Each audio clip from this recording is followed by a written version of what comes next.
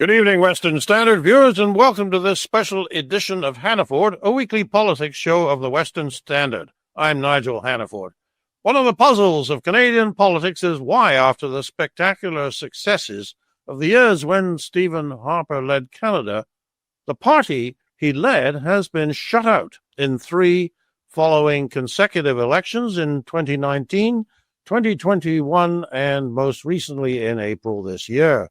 In fact, Canada's Conservatives, under Pierre Poilievre, won more than 8 million votes, a party record.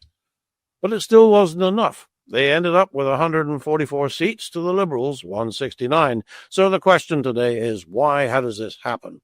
With us today is scholar Brock Eldon, who is in the middle of moving back to Canada from Hanoi, where he's been teaching university. Good to see you, Brock. Thanks for taking the time. Absolutely. Great to see you, Nigel. Good to see you again. Brock, I think everybody who cares know that the NDP vote collapsed and their vote went to the Liberals. So in one sense, it's obvious what happened. But in a recent article in the Western Standard, you said there was something else going on. What would that be? Let me start by addressing what you've just said. The NDP collapse has been a reality for how many years now? Long enough that I don't think that played as large a role as people think. We can go back to polls from November, even December, and it appeared to be quite an obvious victory for the Conservatives. I think that for many people, the NDP and the Liberal Party have been synonymous for a very long time. So I don't think it was a matter of vote splitting. I think that the public perception of those parties is just that they've muted into one another. But there's other factors that I bring up in my article that I'm surprised are not being discussed in Canada. First, I think the Conservative election ran too narrowly on economics and failed to address the culture. And I think that this is a trend in conservatism and youth imagination about conservatism. We have a second. Isn't the cliche? It's the economy, stupid. People care about their pocketbooks. Why would that be a wrong thing to focus on?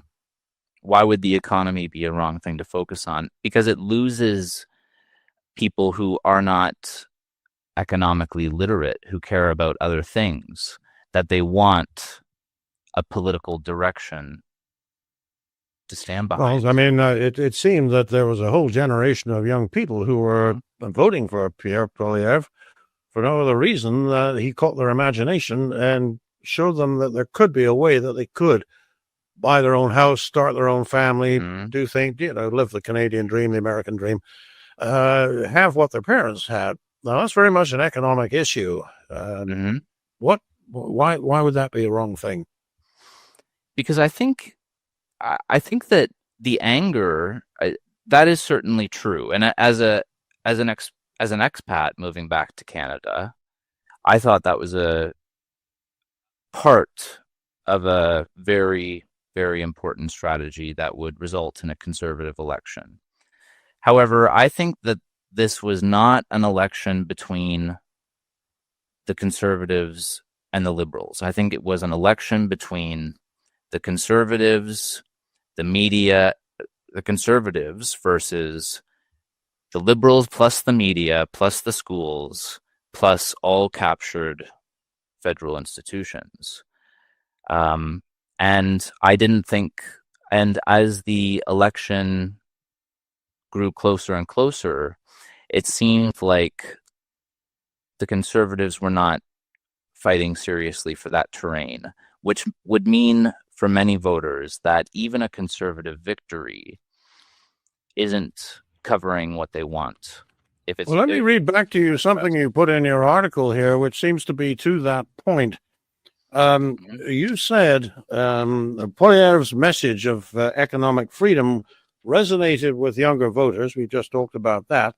Younger voters who are disillusioned by ever worsening housing costs, declining services, and a sense that the opportunity was slipping away or pulled beyond their grasp. And then comes the but. But his campaign lacked cultural courage. He avoided the questions that animate national life. What does it mean to be Canadian? How do we live together?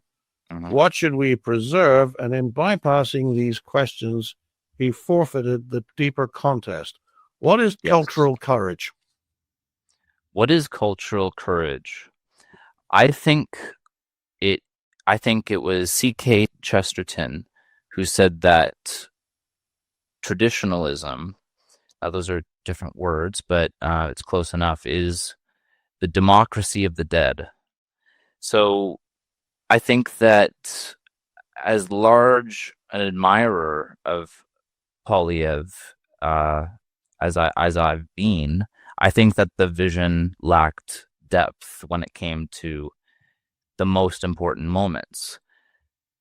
Many young Canadians are very confused about our national identity. Most of the media they consume is American. A lot of cultural courage.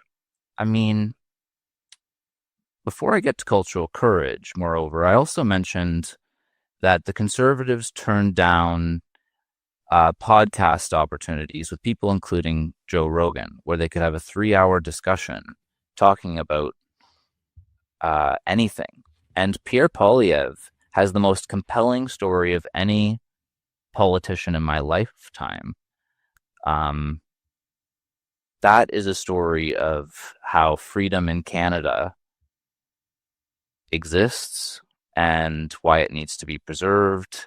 The ideas that I had seen Poilievre explore before about, when I speak of the democracy of the dead, about things that matter to families, the immigration debate, the gender debate. He had a massive, massive forum for that.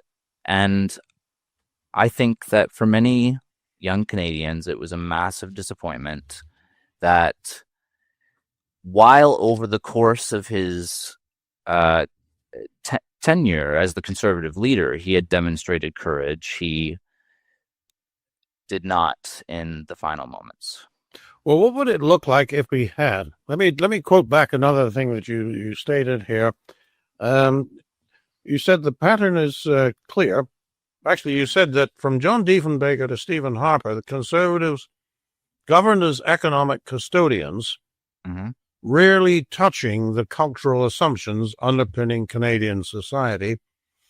And then you went on that Conservatives passed tax reforms while the left rewrites the national story through the schools, the media, the bureaucracy, and the courts. And it's interesting that just a moment ago, when you described who the Conservatives were actually running against, you used those very terms, the bureaucracy, the courts, the schools.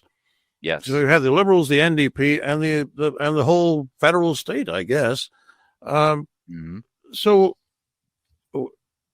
is it your contention then that the Conservatives, while they need to do a good job on economics because nobody else does, at the same time they have to be fighting a cultural battle that and dealing with the issues that all the smart people tell them to stay away from because they're divisive and they're not going to win votes. Right. Yeah. Well, I mean, freedom from housing inflation is not the same as freedom for freedom of expression, freedom of the press, and freedom of assembly. Yeah. All freedom of assembly. It's not the same. And I think that was a mistake. That's honestly, that's half of conservatism missing. I think that it's great that the other thing about economic promises is that they often don't manifest.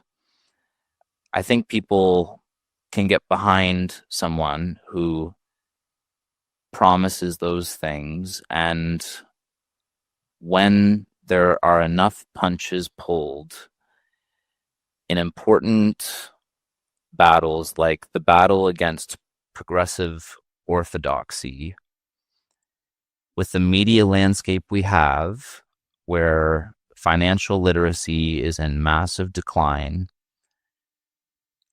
I think the freedom to was the bit missing. Myself, this did not affect my vote.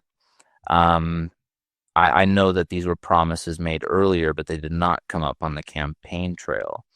So a restored conservatism must recover virtue, balance, order, and rootedness. Okay, now, all right. I think I see where you're going with this. What you're describing is a situation where financially minded conservatives contest an election. A lot of people understand, we need to do something about the national debt. We need to do something about the high taxes. They get all that. But against that background, you've got that dichotomy where people will say, look, I'm a fiscal conservative, but I'm socially liberal. And that's a problem. Yes. That is a problem, because it's the social liberalism that actually, in the end, determines what kind of a society we're going to live in. Yes. And that's a function of the media, the embedded bureaucracies, the education system. All the high points in national life are occupied by people who have what we might call a broadly progressive view. And while the conservatives are busy saving us money, they're teaching us, our kids, that all the money belongs to the state. That sort of dichotomy. So how did that set of affairs come about? In the Second World War, that's not what Canadians were about. Now, that's 80 years ago, but obviously things changed. How did they change? Who changed them? The answer, but how do we change the answer? I guess it's really what matters. I give two answers to this, but the simple answer is academic institutions, which prioritized and almost completely neglected. When I was in school, so about 15 or between 15 and 20 years, statistics became dropped as a mandatory course for political science students. And we had critical theory developed by the Frankfurt School and postmodern ideas. Well, very quickly, what are the Frankfurt School? Because that sounds like it's an important jumping off point. The Frankfurt School, there's let's start with the Frankfurt School, group of German theorists who came to America inspired by, we had the Russian Revolution, the cultural forces working in Eastern Europe, the rise of fascism, and America developing as this free market, rather traditionalist state. I mean, there's nowhere else. So they came in the 1930s, I think, did they not? Yes. And ended up in Columbia University? Yes. Yes. So what was it that they did that set in motion the other things that we're complaining about? the Frankfurt School writings are a usurping of traditionalist ideals. They came to America, infiltrated massive universities, much like the postmodernists, and took these ideas to deconstruct conventional Western wisdom built up over centuries. Right.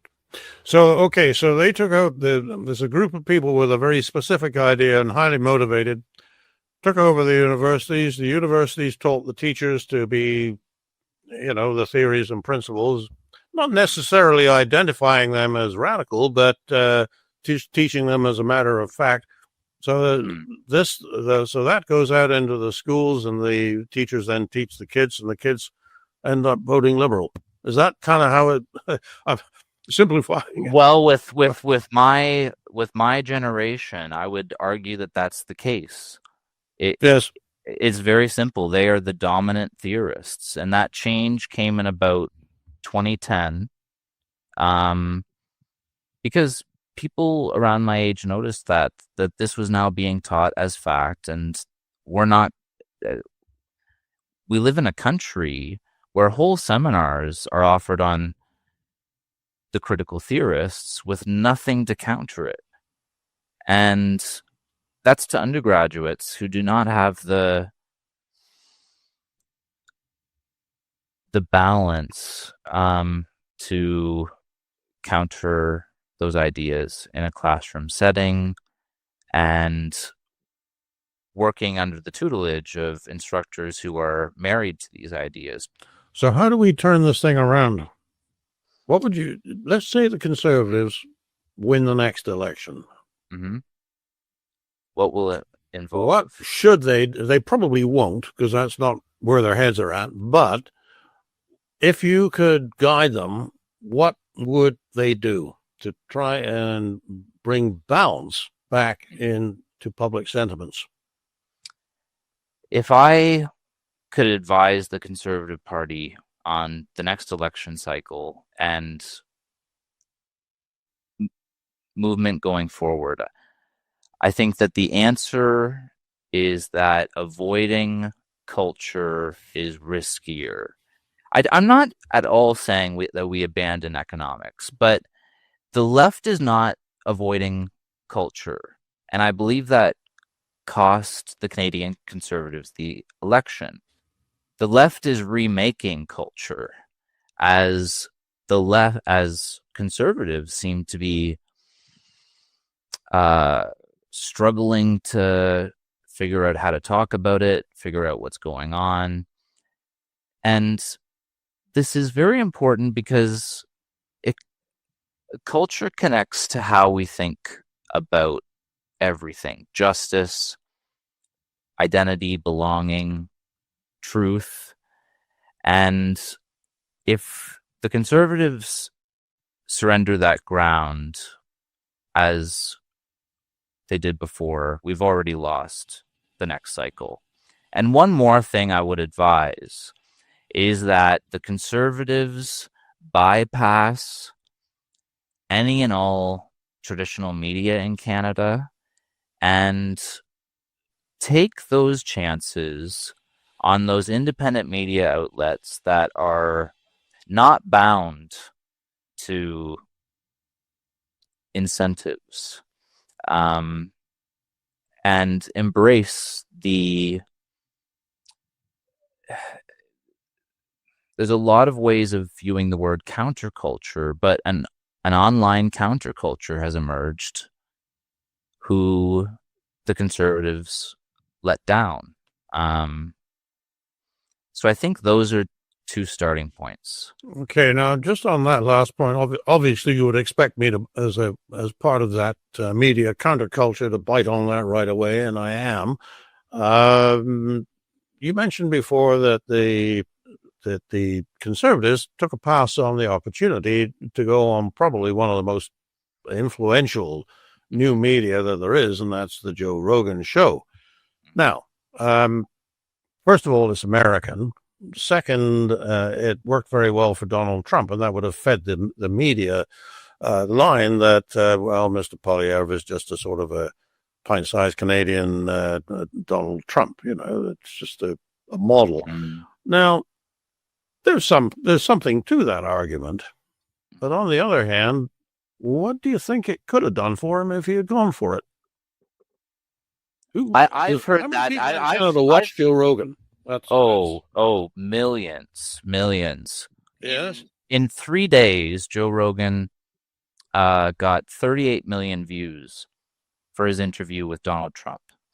Now, he wasn't going to get those numbers, but it would have been that is not an irregular. Do you think Canadians would have flipped over to Joe Rogan if they don't watch him normally? They would have made a point of. They would have heard about it. They would have seen clips on the news. They would have heard Polyev hopefully tell his life story, express his vision in extremely articulate terms, and this. I don't know the data for the demographics that watch Joe Rogan, but I think he would have restored a lot of the just plain hurt to disillusioned workers, blue collar workers, and male voters. Yep. Okay. Well, look, that certainly. I actually agree with you on that one, but a lot of conservatives would tell both of us that we were risking a lot if we had gone on that. Yes, but the Joe Rogan, it's not just the podcast. I've heard this criticism so many times. Joe Rogan is in the news every day. That would have been. It wouldn't have been a matter of would people tune in. It would be a matter of could people escape it? Could the liberals escape it? Because the Joe Rogan and the podcast world is so influential and so discussed. And yet, when you come right back to it, you have that huge liberal electorate that doesn't think about these things very much, and they're just reassured by having a mature individual such as Carney as opposed to Justin Trudeau, uttering soothing words and saying he's going to stick up for Canada. It's just... And of course, he doesn't threaten what they already believe to be true, whereas conservatives now, or funny really when you think that the name conservative means looking after things, but conservatives actually are now in a situation of threatening things that so many people believe to be true, thanks to the efforts of these academics who barnstormed their way into Columbia University 100 years ago. Yep. We are out of time, unfortunately, Brock. But this has been a great discussion, and I actually think that this is something that the conservative movement in Canada has to take on, or simply, all that'll be left to be conserved will be left-wing ideas that lead us nowhere good. Yeah. So, thanks for coming on. Great to see you, and you're moving back to Canada. We wish you easy travels. Thank you very much, Nigel. It was a pleasure. For the Western Standard, I'm Nigel Hannaford.